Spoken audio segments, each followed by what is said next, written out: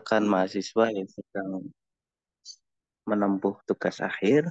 Hari ini kita akan memulai acara untuk sosialisasi panduan tugas akhir. Nah, di mana ini telah diperbarui yang akan mulai digunakan untuk semester ini. Ya, sebelum mulai acara, marilah kita ucapkan puji syukur kepada Allah Subhanahu wa Ta'ala dan sholawat serta salam kita limpahkan kepada Nabi kita, Nabi Muhammad Shallallahu Alaihi Wasallam. Pertama-tama, marilah kita buka acara dengan basmalah bersama-sama. Bismillahirrahmanirrahim. Ya. Kemudian dilanjutkan untuk sambutan dari yang terhormat Pak Dekan, Pak Nuryanto, waktu dan tempat kami persilahkan.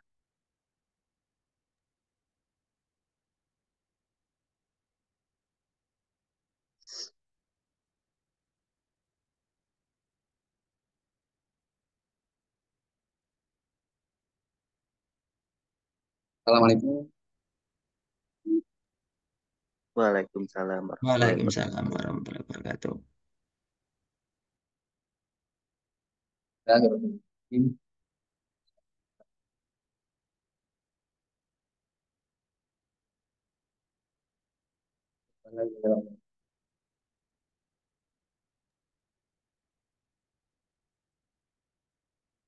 Ya,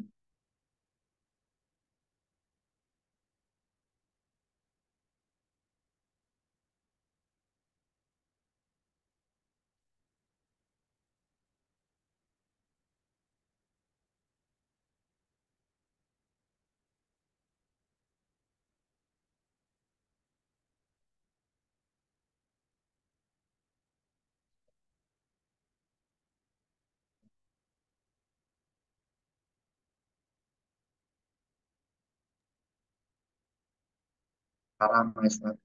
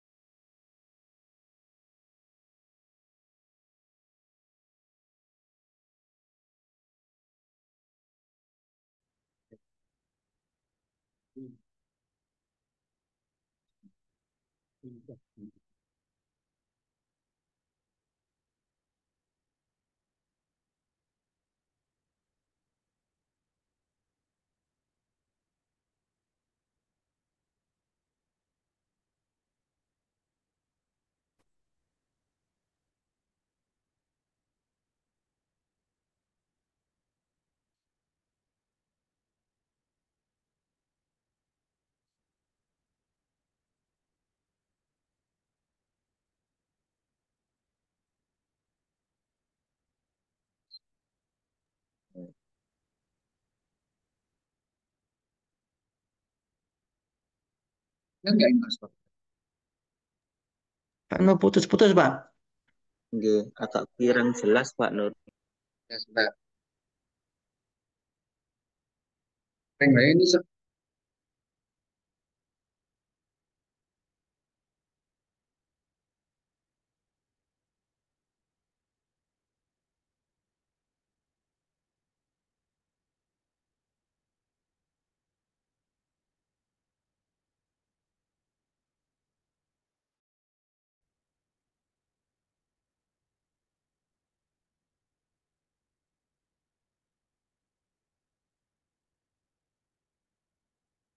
bagaimana sekarang Pak Soto?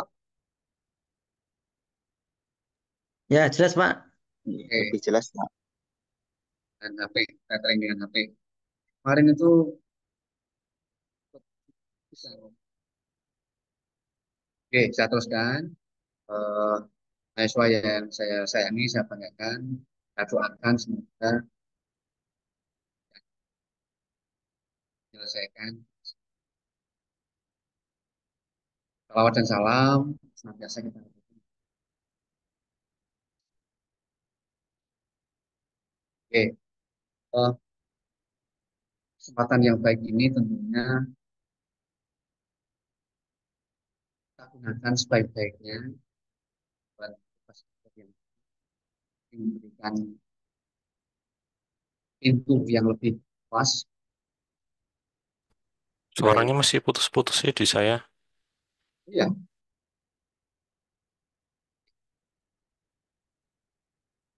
sudah boleh. Coba sekarang gimana, Mas Esa?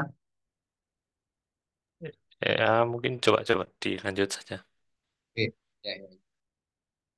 Eh, jadi dengan panduan tugas akhir yang baru, ya, semakin luas kita karya-karya mahasiswa yang akan ambil di harapannya dengan panduan ini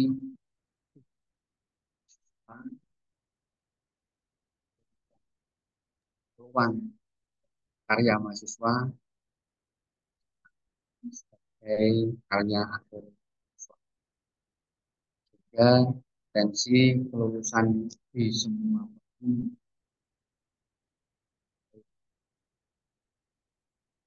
maksimal.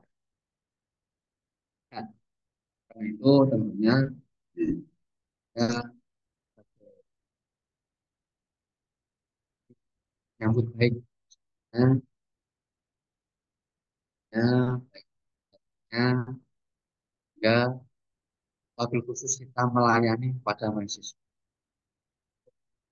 dan bisa sesuaikan dengan panduan baru dan segera bisa menyelesaikan sehingga dari sekian jumlah ini bisa lulus ya sekitar 170-an mungkin untuk makroji ya. Halo, yang lainnya bagaimana tuh? Di tempat saya masih putus-putus soalnya. Ada, Ya. tidak ada gitu. Pak Suroto bisa mendengar? Bisa tapi putus-putus, Pak. Oke, Oh ya udah berarti benar. Saya juga sama putus-putus ya. soalnya. Oke. Yang penting ini saya membuka saja. Nanti mudah-mudahan dari Pak Suroto bisa diperdengarkan jelas ya. Nah, saya lokasinya Pak. Itu saja Pak Suroto dari saya pengantarnya. Eh, Monggo semuanya selamat mengikuti sosialisasi panduan tugas akhir Fakultas Teknik dan para mahasiswa sekalian kita lebih fokus dan lebih segera menyelesaikan akhir masing ini dan nanti apa yang disampaikan oleh Pak Suroto dicermati. Sekian dari saya. Terima kasih atas semuanya. Harap ridho Allah. Mari sama-sama sosialisasi panduan tugas akhir Fakultas Teknik kita buka bersama dengan basmalah. Bismillahirrahmanirrahim. Bismillahirrahmanirrahim. Terima kasih dari saya. Pak Dr. nanti dikondisikan sampai selesai untuk awal yang akan selesai. Sekian dari saya. Terima kasih Mas Habibie. Ji. Nah, saya kembalikan saat ini. Assalamualaikum warahmatullahi Waalaikumsalam Waalaikumsalam warahmatullahi warahmatullahi wabarakatuh. wabarakatuh. Terima kasih Pak Nur atas sambutan dan arahannya. Semoga rekan-rekan mahasiswa yang mengajarkan tugas akhir bisa lancar dan lulus tepat waktu. Oke. Selanjutnya adalah acara inti, yaitu pemaparan sosialisasi panduan tugas akhir oleh Pak Dr. Suroto Munahar. Beliau dari Kaprodi Teknik Mesin Otomotif yang mengajar di 3 prodi di Fakultas Teknik, di Teknik Industri, Teknik Otomotif, dan Teknik Mesin.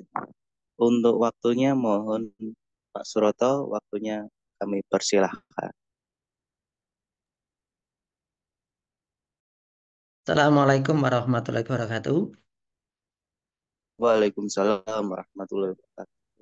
Apakah suara saya bisa didengar dengan jelas? Nggih? Ya. Bisa, Pak. Eh, Bismillah, Alhamdulillah, wa syukurillah, assalatu wassalamu ala asrafil anbiya'i wal mursali, wa ala alihi wa ashabihi ajma'in.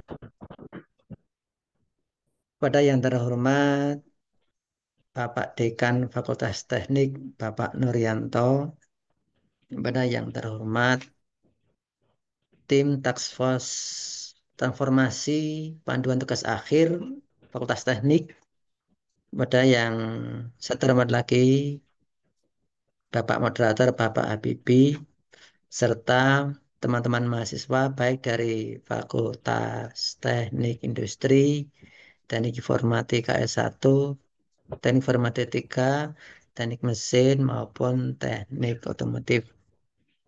Nah, pada kesempatan ini kami akan menyampaikan panduan tugas akhir Fakultas Teknik tahun 2024 yang nanti panduan ini akan dipakai di semua program studi baik dari D3 maupun S1. Nah, mungkin panduan ini ada yang sudah disampaikan oleh program studi, namun demikian untuk saling menguatkan dari fakultas juga mengadakan sosialisasi, jadi agar nanti mas-mas dan mbak-mbak mahasiswa yang mengambil tugas akhir akan tercerahkan dan bisa memberikan sinergi semangat yang saling berbau. Nah, di mana panduan tugas ini merupakan pembaruan dari panduan tugas akhir tahun 2013. Jadi kalau tahun 2013 itu tugas akhir adalah fokus pada kegiatan penelitian. Namun untuk yang tugas akhir, panduan tugas akhir yang tahun 2024 itu memberikan ekspansi yang lebih luas. Jadi ada beberapa yang nanti bisa dikembangkan karena kita mengetahui bahwa mahasiswa itu memiliki passion yang berbeda-beda. Nah, untuk itu nanti kita akan menyampaikan secara garis globalnya, untuk secara nanti detailnya nanti disampaikan ke prodinya masing-masing dan dari dosen pembimbingnya masing-masing. Oke, saya share dulu untuk PPT-nya. Sudah bisa terlihat dengan jelas, Mas, Bapak-Bapak? Sudah, Pak. Oke. Nah, jadi dalam panduan tugas akhir Fakultas Teknik Unima ini mulai nanti diaplikasikan. Ya, nanti mulai dari semester ini, yaitu tepatnya nanti yang mengambil tugas akhir di semester genap tahun 2024-2025. Jadi untuk yang mahasiswa yang mengambil tugas akhir di semester sebelumnya tidak mendapat aturan ini. Jadi masih menggunakan tahun 2013. Yang mendapat aturan ini adalah mahasiswa yang mengambil semester genap tahun 2024-2025. Nah, jadi nanti dalam penyampaian ini ada 6 bab. Yang pertama adalah pendahuluan, kemudian jenis tugas akhir, kaidah penyusunan tugas akhir, penjaminan mutu tugas akhir, sistematika menentukan akhir, dan ketentuan penulisan. Nah, tugas akhir ini merupakan bentuk evaluasi akhir wajib bagi mahasiswa di Fakultas Teknik Unima untuk mendapatkan gelar akademik. Program yang dirancang untuk menerapkan ilmu dan pengetahuan selama masa studi. Tujuannya untuk mengasah keterampilan, berpikir kritis, kreatif, komunikasi efektif, dan kolaborasi, mengaplikasikan teori dan keterampilan dalam dunia nyata. Nah, sasarannya yaitu mengembangkan kompetensial abad 2001 atau abad 21, yaitu satu, untuk bisa mengembangkan kompetensi critical thinking atau berpikir kritis, kemudian creativity atau kreativitas, communication, dan kolaborasi. Nah, tujuannya yang pertama bagi fakultas dan program studi, yaitu untuk mengelola tugas akhir sebagai bagian dari pengembangan iptek, menunjukkan komitmen dalam memfasilitasi mahasiswa untuk mencapai hasil optimal. Sedangkan tujuan bagi mahasiswa, dosen, dan penguji, yaitu melaksanakan tugas akhir dengan metode yang benar, mengevaluasi tugas akhir untuk memastikan kualitas dan kebermanfaatan luaran, menjunjung tinggi prinsip integritas akademik. Kemudian bagi pedoman teknis pelaksanaan agar menjamin ketertiban administrasi pelaksanaan tugas akhir dan memenuhi standar mutu yang telah ditetapkan. Nah, konsep tugas akhir ini, tugas akhir diharapkan menjadi jembatan antara konsep pembelajaran teoritis selama kuliah dengan tantangan pasca lulus yang meliputi praktek di dunia kerja, melanjutkan studi, atau berwirausaha. Jadi dalam tugas akhir ini, di panduan 2024 itu ada 3 kategori. Yang pertama adalah penelitian, yang kedua proyek independen, yang ketiga adalah pengembangan usaha. Di mana hal ini menuju pada indikator kinerja utama Universitas Muhammadiyah Magelang, yaitu tentang sasaran meningkatnya kualitas lulusan, kesiapan kerja lulusan, di mana persentase S1 dan D3 berhasil untuk mendapatkan pekerjaan, melanjutkan studi, dan berwirausaha bisa mencapai targetnya 80%. Jadi kegiatan ini mendukung dari IKU Universitas Muhammadiyah Magelang yang tertuang dalam keputusan rektor nomor 0132 garing Kep garing 23 AU garing A garing 2021. Nah, jenis penelitian, jadi karakteristik penelitian tugas akhir yang dengan orientasi penelitian itu ada 3. Yang pertama adalah penelitian dasar, penelitian terapan, dan penelitian pengembangan. Penelitian dasar tujuannya yaitu untuk memperluas pengetahuan dan teori, untuk terapan memecahkan masalah spesifik, untuk pengembangan yaitu mengembangkan atau meningkatkan produk atau proses. Sedangkan fokusnya penelitian dasar untuk pengembangan teoritis atau konseptual, terapan yaitu praktis dan aplikasi secara langsung. Sedangkan untuk penelitian pengembangan, implementasi, pengembangan, dan inovasi.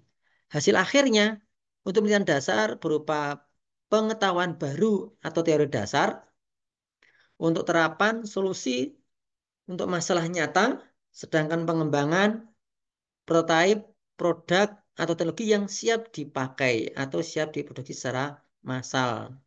Nah, aplikasinya, kalau penelitian dasar itu tidak bisa secara langsung diterapkan, sedangkan terapan itu diterapkan secara langsung dalam kehidupan nyata. Sedangkan pengembangan itu produk atau teknologinya siap diterapkan di dunia industri. Nah, kemudian untuk tugas akhir dengan model proyek independen atau PI.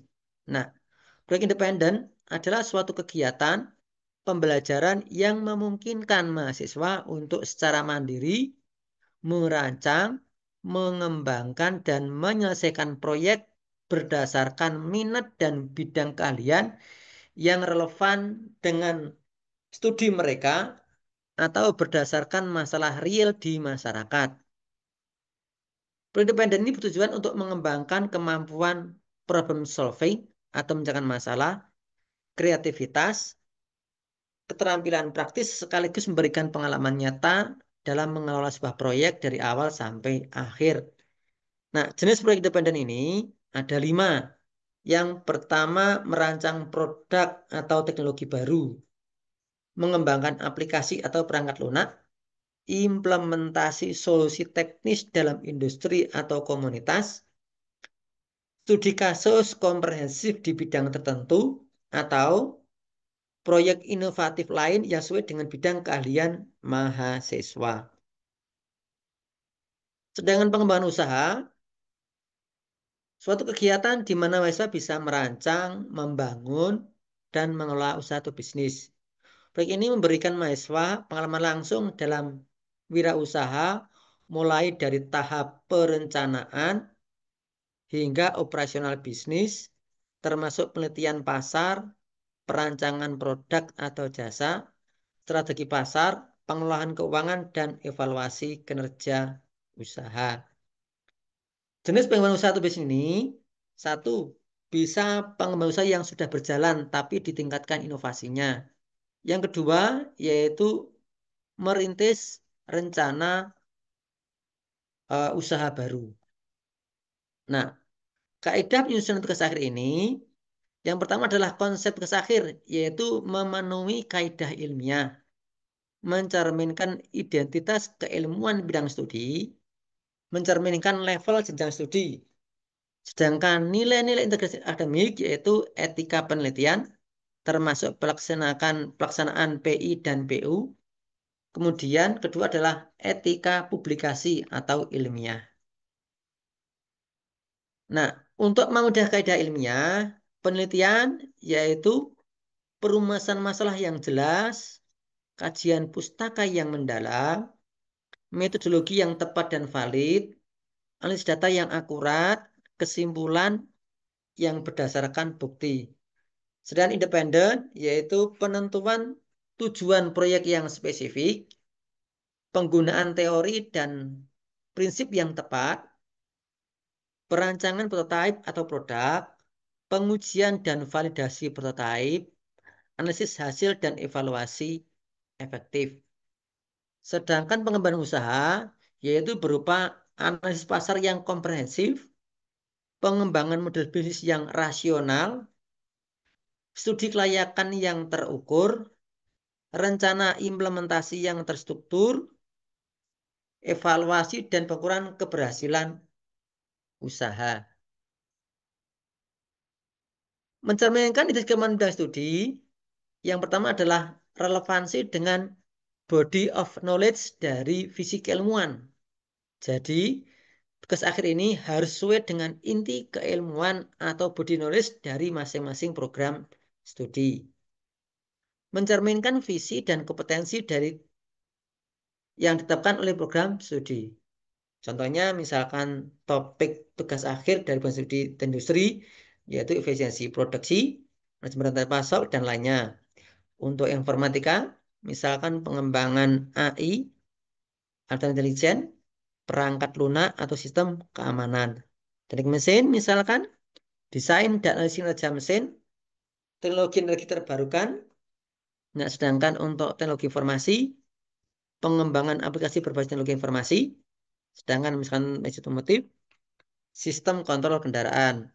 Nah, ini harus merujuk pada roadmap penelitian program studi. Jadi tidak boleh keluar dari roadmap penelitian program studi. Nah, tentunya nanti program studi akan menyampaikan roadmap penelitian program studi atau mungkin malah sudah disampaikan. Nah, untuk pencerminan level studi jenjang studi yaitu pencerian capaian pembelajaran penelitian untuk masing-masing jenjang pendidikan. Untuk D3 yaitu mengaplikasikan hasil-hasil penelitian dasar dan teori-teori mapan yang established untuk pengembangan produk, model, pariporwa, jasa, berupa inovasi serta pengembangan ilmu pengetahuan dan teknologi di bidang yang bermanfaat bagi masyarakat dunia usaha maupun industri. Sedangkan untuk program S1 menyelesaikan masalah sains, masyarakat, industri berdasarkan konsep teoritis tertentu yang sesuai dengan bidang ilmu dan konsep teoritis khusus yang berkaitan dengan permasalahan yang dikaji untuk menghasilkan temuan penelitian berdasarkan data atau pengalaman empirik yang dibahas dengan pendekatan disiplin ilmu tertentu sesuai bidang studi. Nah, karakteristik tugas akhir berdasarkan KKNI. Untuk D3, tingkat kompleksitas itu lebih sederhana, fokus pada penyelesaian masalah praktis. Sedangkan untuk S1, lebih kompleks, melibatkan analisis yang lebih mendalam. Cakupan penelitian lebih terbatas, fokus pada aplikasi di lapangan. Slide 1, cakupan lebih luas dapat mencakup kajian teoritis maupun praktis. Kedalaman teori untuk D3 mengaplikasikan teori yang sudah ada tanpa menuntut penemuan baru. Sedangkan untuk S1 memerlukan kajian teori yang lebih mendalam dan pemahaman yang lebih luas. Tingkat kebaruan D3 tidak diharuskan menghasilkan kebaruan, lebih pada penerapan solusi yang ada. Sedangkan untuk S1 diharapkan memberikan kontribusi baru baik dalam bentuk teori maupun aplikasi. Metodologi penelitian D3 digunakan untuk sederhana, studi kasus atau survei, sedangkan untuk yang S1 metodenya lebih kompleks, melibatkan pengumpulan dan analisis data yang mendalam. Etika penelitian perlu pertama adalah persetujuan etik atau ethical clearance. Penelitian ini yang melibatkan misalkan manusia, hewan, atau lingkungan yang harus memiliki persetujuan dari Komite Etik Penelitian atau Komisi Etik Penelitian. Tujuannya menjamin penelitian dilakukan secara etis dan benar, mematuhi standar etik yang berlaku secara universal. Nah, pelindungan keselamatan atau safeguarding yang pertama adalah hak asasi dan perlindungan. Menjamin lingkungan bebas dari pelanggaran hak asasi manusia dan sipil. Menghindari kesan fisik, seksual, emosional, dan psikologi. Tidak melakukan perundungan, pelecehan, eksploitasi, dan prioritas hierarki. Untuk keselamatan partisipan, lindungi partisipan dari risiko dan bahaya. Pastikan partisipan sukarela dan informed consent. Jaga kerahasiaan identitas dan data partisipan. Sedangkan untuk hewan, terapkan prinsip penggantian, hindari menggunakan hewan yang dilindungi. Prinsip pengurangan, meminimalkan jumlah hewan tanpa mengurangi validitas penelitian. Sedangkan prinsip perbaikan, kurangi rasa sakit, penderitaan, dan bahaya pada hewan. Sedangkan kesehatan dan keselamatan di tempat penelitian, untuk kewajiban meneliti, memastikan lingkungan penelitian aman dan sehat seperti di laboratorium, bengkel, dan lapangan. Sedangkan untuk peneliti, mengidentifikasi risiko dari bahaya kimiawi, biologis, maupun fisik. Menggunakan dan menyimpan bahan kimia, organisme hidup, dan melakukan penelitian dan hati-hati. Untuk standar keamanan, laboratorium dan bengkel wajib memiliki aturan kerja dan alat keselamatan. Peneliti harus melindungi diri dari risiko kecelakaan maupun pencemaran.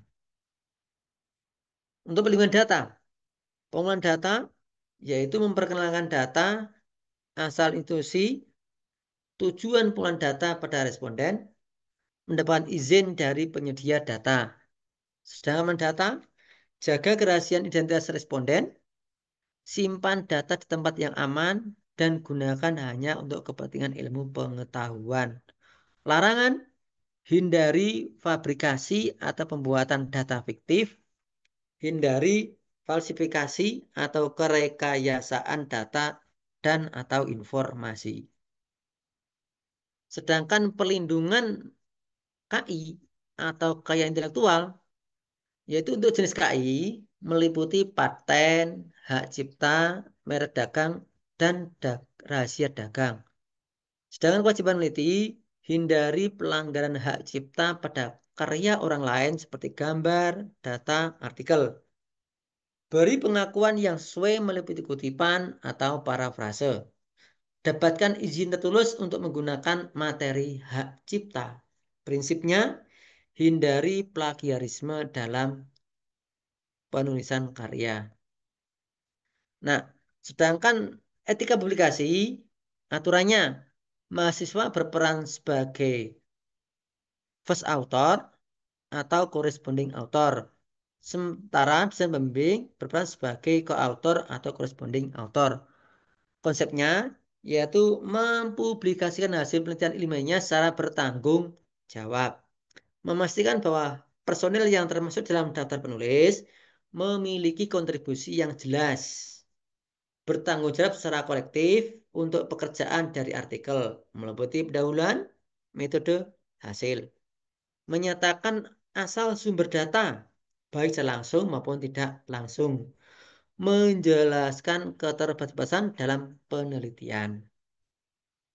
Nah, sedangkan luaran tugas akhir, nanti untuk menjamin mutu tugas akhir ini, nanti ada luaran tugas akhir, ada materi, ada proses tugas akhir, ada penilaian tugas akhir, ada mahasiswa, pembimbing, penguji tugas akhir, sarana, prasarana, pengelola, dan pendanaan dan pembiayaan tugas akhir. Nah, luaran tugas akhir untuk yang penelitian. Penelitian dasar untuk S1, luarannya adalah artikel.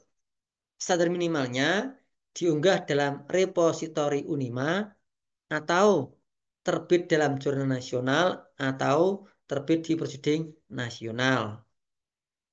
Penelitian terapan untuk jenjang S1 dan D3, luarannya adalah prototype yang didaftarkan KI, artikel yang diunggah dalam repositori Unima atau terbit di jurnal nasional, terbit di prosedur nasional, atau terbit di laman teknologi brief.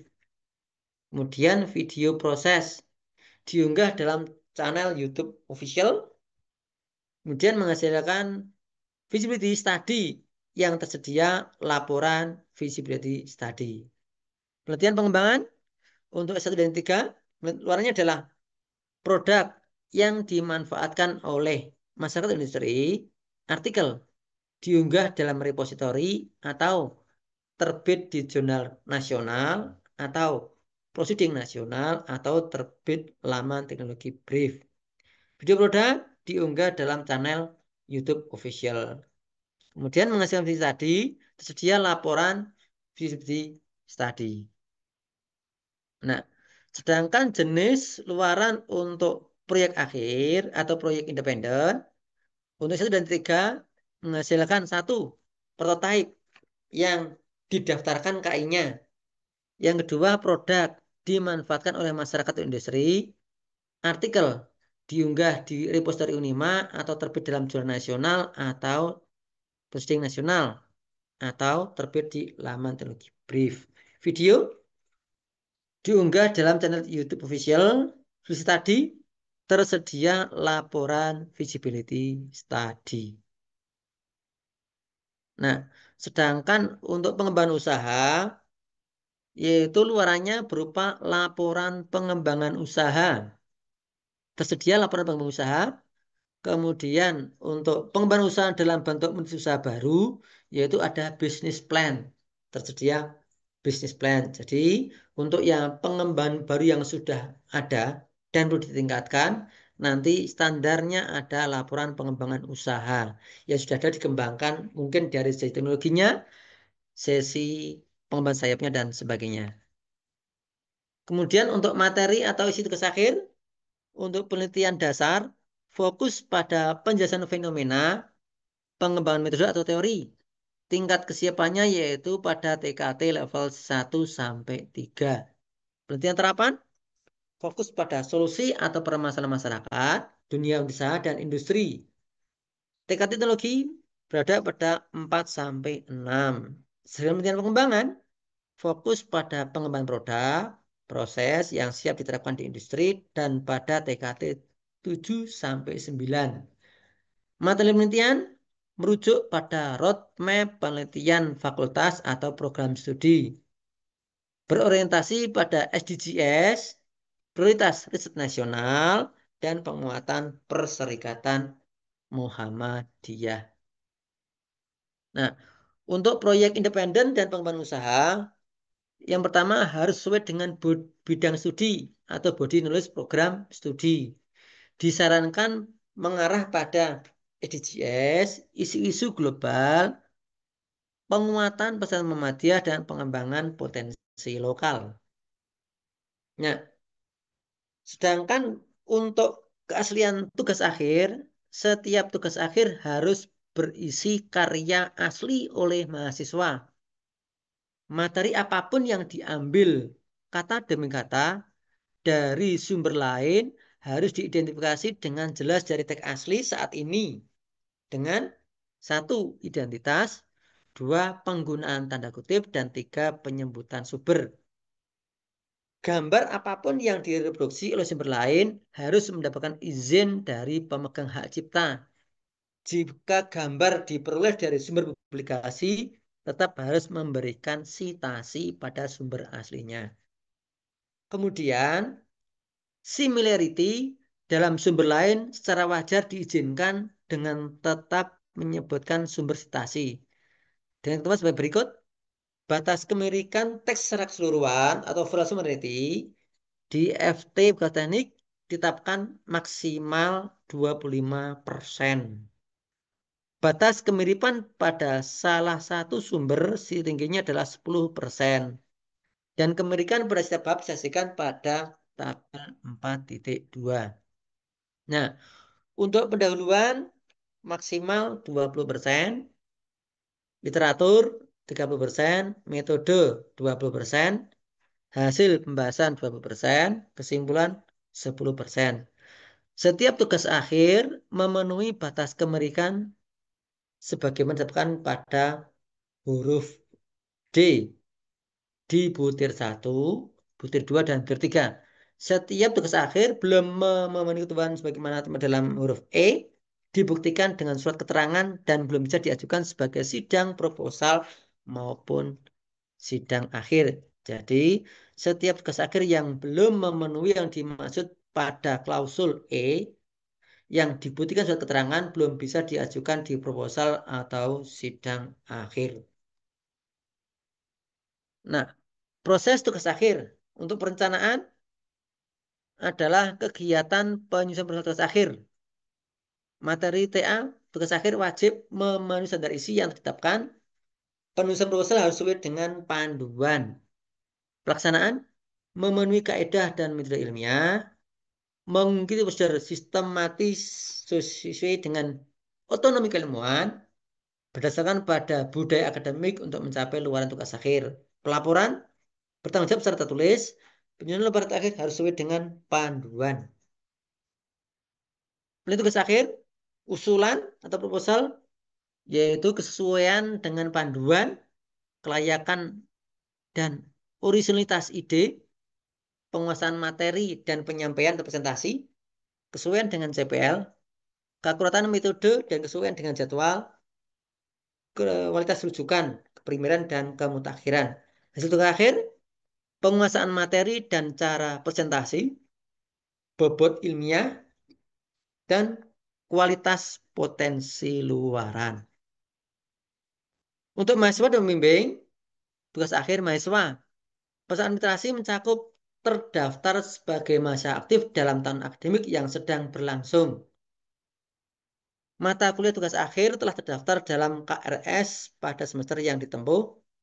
Sedangkan peserta akademik, jumlah SKS yang telah ditempuh minimal 100 SKS dengan IPK 2,25 minimal untuk program diploma. Sedangkan S1 adalah 120 SKS dengan IPK 2,25 dikecualikan bagi mahasiswa yang memiliki potensi akademik luar biasa sebagaimana diatur dalam peraturan rektor.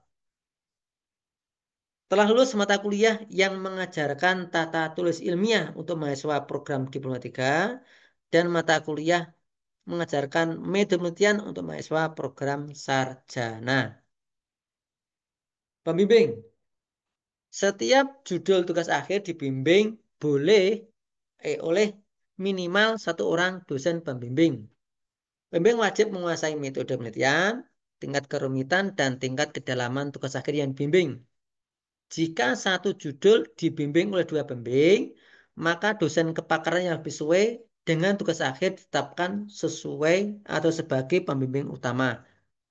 Dengan mempertimbangkan jabatan akademik dan rekam jejak dosen di scientific database.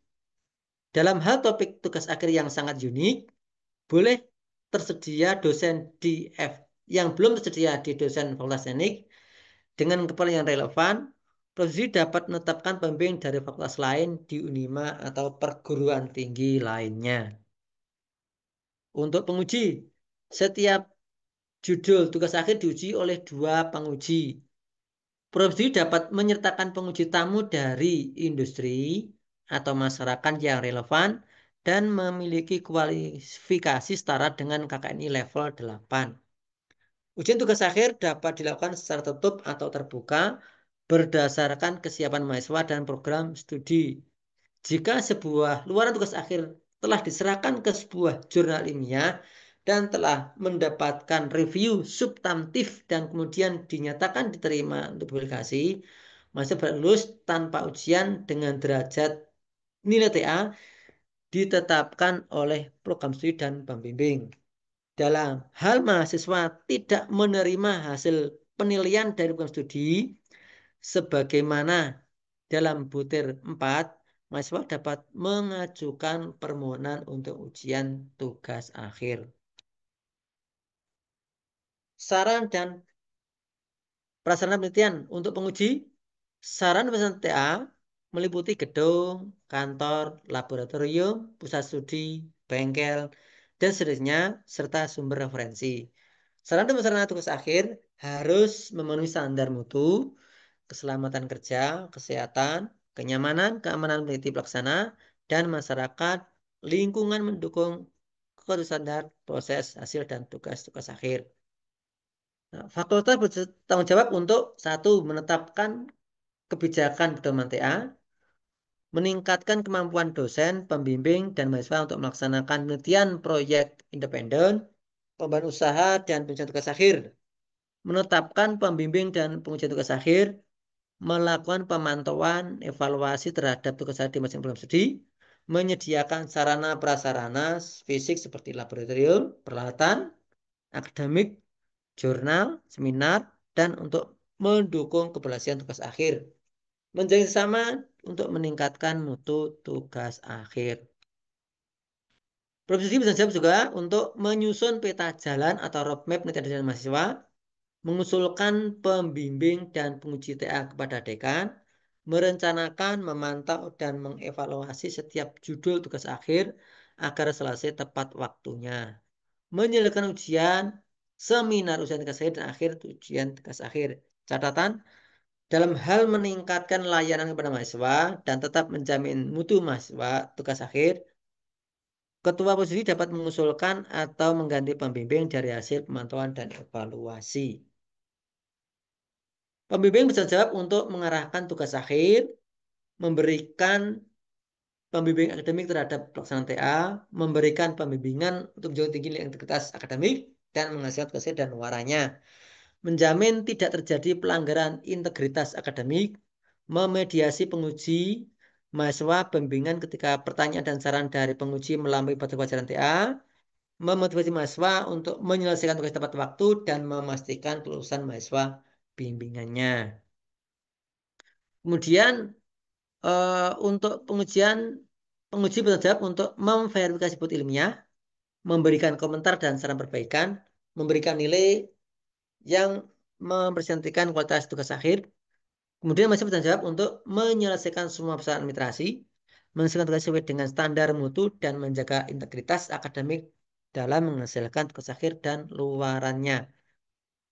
Nah, pendanaan tugas akhir, sebenarnya TA tidak boleh dari sisi bisnis yang bertentangan dengan norma Islam.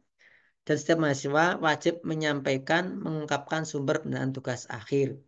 Lampiran misalkan, tugas akhir judulnya ini dibiayai oleh ini, tapi tidak menerima dari pihak manapun. Nah, sistematika penulisan tugas akhir, nanti ada halaman sampul, pernyataan originalitas, halaman pernyataan pengungkapan pendanaan, kemudian pengungkapan konflik of interest, halaman pengesahan, kata pengantar, daftar isi, daftar gambar, daftar tabel, daftar simbol dan singkatan, daftar lampiran, ringkasan, kata kunci, summary, dan keywords. Sedangkan bagian isi atau batang tubuh dari sistem penulisan nanti ada pendahuluan, studi literatur, metode, hasil pembahasan, dan kesimpulan. Isi dan gaya penulisan setiap bagian batang tubuh dibahas dalam DTPS. Bagian akhir ada ucapan terima kasih, referensi, lampiran. Nah, pengetikan disediakan template. Jadi laporan diketik dalam kertas kuarto A4 dengan margin 3 cm dari tepi atas, tepi kiri, kemudian 2,5 cm dari tepi bawah, dan 2,5 dari tepi kanan. Huruf yang digunakan menggunakan Jeremon dengan font 12, perataan kanan dan kiri, justify alignment dengan jarak baris adalah 1,2 spasi, kecuali ringkasan, summary dan daftar isi, daftar gambar, dan seterusnya, yaitu 1 spasi. Cetak miring digunakan istilah asing yang belum dibawakan dalam bahasa Indonesia.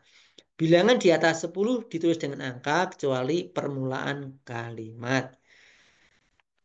Satuan dinyatakan dalam singkatan resmi tanpa dibelakangi, misalnya di belakang misalnya M, G, kilogram, kilometer kecuali di akhir kalimat. Alinea baru dimulai pada ketikan ke-8 atau 1 tab standar MS Word dari tepi kiri.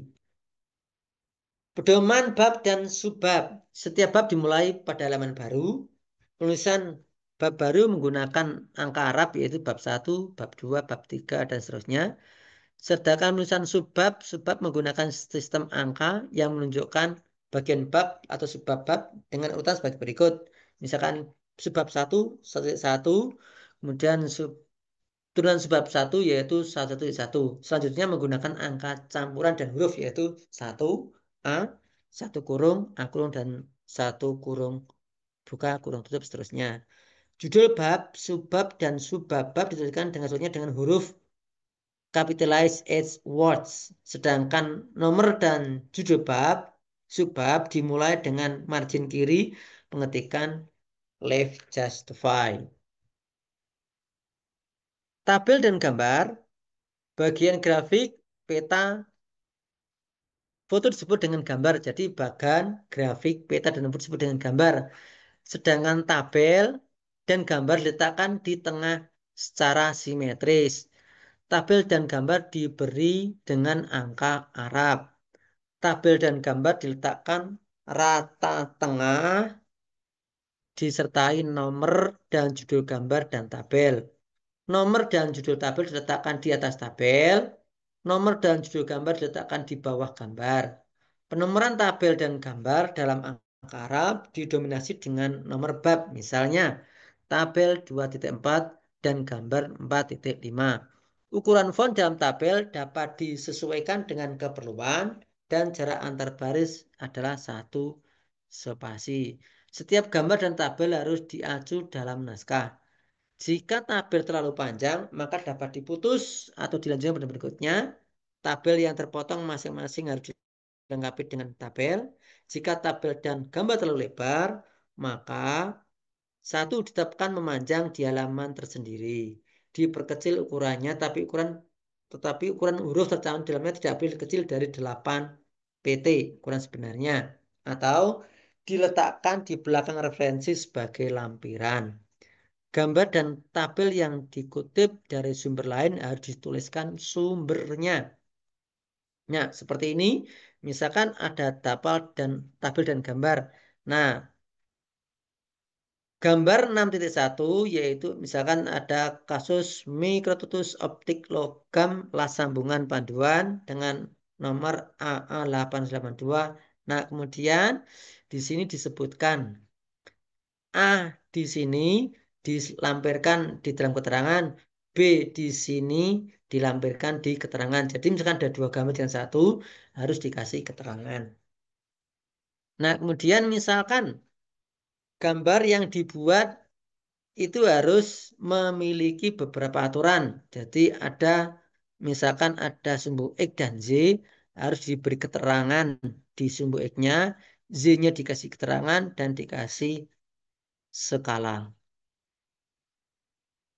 Nah, kemudian untuk tabel nanti diberikan tanda 1 di atas, di bawah, dan di bawahnya.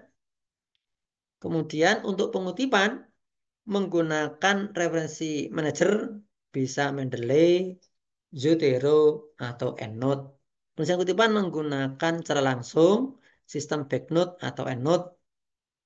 Pengutipan referensi wajib menggunakan gaya American Physiological Association atau apa. Misalkan penulisan dalam sebuah badan dari proposal atau laporan penelitian.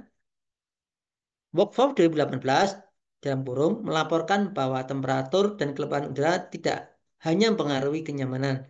Nah, ini adalah pengutipan citasi yang ada di awal kalimat. Sedangkan yang di akhir kalimat, namun sebaliknya bla bla bla, Lee et al. 2019, kemudian Nasefi et al. 2021. Ini untuk yang penulisnya lebih dari 3 penulis.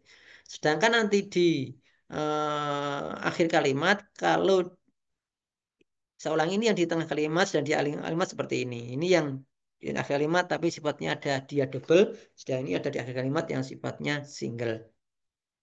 Nah, kemudian data referensi. Ini contoh referensi dengan sumber dari jurnal. Jadi ada namanya, ada tahunnya, kemudian ada judulnya, ada nama jurnalnya, kemudian ada DOI-nya. Sedangkan kalau dari proceeding, ada namanya atau autornya, ada judulnya, ada lembaga penyedia penyelenggara proceeding, ada DOI-nya. Sedangkan yang dari buku, ada judulnya atau maaf ada autornya atau pengarangnya, ada tahunnya, ada judulnya, kemudian ada yang melakukan pencetaknya. Kemudian untuk website ada dari nama, ada tahun, ada judulnya, kemudian ada HTTP-nya. Nah, sekian untuk presentasi tentang tugas akhir, istilahnya tugas akhir sosialisasi yang akan dilaksanakan mulai semester ini. Saya akhiri. Assalamualaikum warahmatullahi wabarakatuh. Selanjutnya waktu dan tempat saya berikan kepada Pak Habibie. Waalaikumsalam warahmatullahi wabarakatuh. Terima kasih Pak Suroto atas paparannya. Mungkin selanjutnya sesi tanya jawab dulu Pak Pak Suroto. Nanti misalkan ada pertanyaan yang bisa jawab langsung saya jawab, misalkan tidak jawab nanti akan kita carikan jawabannya nanti. Monggo. Monggo teman-teman, mari kita buka 3 pertanyaan dulu bagi mahasiswa yang ingin bertanya dipersilahkan ya. Mungkin saya, Pak. Dari mana ini? Farhan Bayu Santoso, NPM 19050102, Program Teknik Industri. Ya. Ya, Pak. Ini saya kan tadi membaca yang roadmap itu, toh, Pak. Betul. Nah, itu kalau misalnya roadmap-nya harus sesuai dengan semester ini, yang semester yang sebelumnya itu yang sudah disetujui itu bagaimana ya? Oh, begini, Pak. Gini, Mas. Yang dimaksud roadmap adalah setiap penelitian yang dilakukan mahasiswa itu harus sesuai dengan roadmap program studi. Bukan roadmap semester. Tapi roadmap penelitian program studi. Program itu memiliki roadmap. Misalkan teknik itu ada roadmapnya. Misalkan penelitian program studi misalkan mengarah ke sustainable. Kemudian mengarah kepada misalkan perancangan industri dan sebagainya. Begitu. Oh, berarti itu tuh kayak maksudnya secara program studinya yang udah diajarkan selama studi toh, Pak? Betul. Jadi istilahnya Oh, yang di penelitian itu adalah sesuai dengan yang diajarkan di program studi. Tidak boleh keluar dari program studi begitu. oh iya, Pak. Baik, Pak. Paham. Terima kasih, Pak. Ya, sama-sama. Monggo yang lain mungkin ada pertanyaan.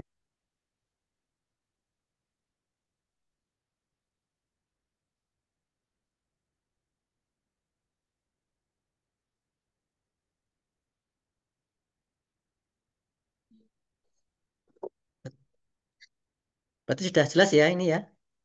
Nggih, Ya, karena mungkin sudah Izin bertanya, disampaikan Pak. ya, silakan silakan. Untuk sebutkan format nama, penulisan, ya, dari mana ini? ya saya Ratna Said Dewi dari Oh, Mbak Teknik Ratna, Industri. dari Bang Studi, Industri ya? Iya, Pak. Ya, Izin gimana bertanya, Mbak Pak, Ratna? untuk format penulisannya, Coba sistematikanya itu diulang, sudah. pelan-pelan Mbak, suaranya kurang jelas. Oke. Penulisannya, sistematikanya begitu sudah ada di web teknik atau belum ya, Pak? Yang sudah lebih detail daripada yang tadi di presentasi itu. Oh ya, untuk yang panduan panduan itu sudah diupload ya Pak Nur nggih? Sudah di web teknik Pak Nur. Oke. Untuk yang panduan sudah diupload di web teknik ya Pak? Oke. Oh ya, sudah Mbak. Misalkan nanti belum, nanti dari Kaprodi sudah punya, nanti bisa minta ke Pak Afan nanti misalkan belum ada nggih. Gitu Mbak? Oke, baik, Pak. Terima kasih. Nggih, sama-sama.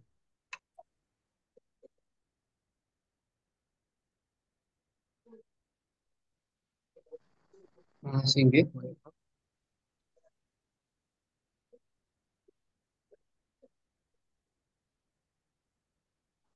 Masih nggih.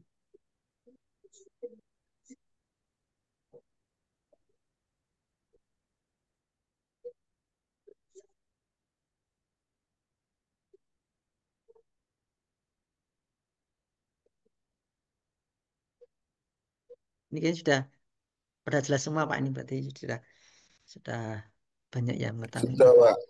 Iya, sudah. Tidak ada yang ditanyakan lagi. Ya, betul, Mas, sudah. Ya, itu Pak Bibi ini sudah, jadi sudah Nggih, ada jelas nih, bisa di anu, ya. nggih, terima kasih Pak Surota atas paparannya dan jawaban-jawaban pertanyaannya.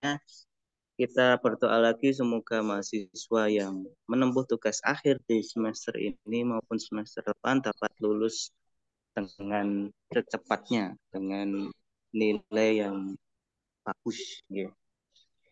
Amin. Untuk terkait panduan tugas akhir, ya, rekan-rekan nanti bisa, kalau ada masih yang kurang jelas, ini ada tim satkernya ya di masing-masing prodi. Nanti silahkan tanya ke dosen pembimbingnya. Mungkin kalau dosen pembimbingnya tidak ada waktu, bisa tanya ke bapak-bapak kaprodi masing-masing untuk yang lebih jelas. Oke, ngoten, untuk acara pada siang hari ini sudah selesai. Marilah kita akhiri dan baca hamdalah bersama-sama. Alhamdulillah. Alhamdulillahirrahmanirrahim. Alhamdulillah. Billahi taufik wal hidayah. Saya akhiri. Assalamualaikum warahmatullahi wabarakatuh. Waalaikumsalam warahmatullahi Waalaikumsalam wabarakatuh. warahmatullahi wabarakatuh. Makasih Mas, Pak. Oke, sami-sami. Monggo bisa live, oke, dari Zoom.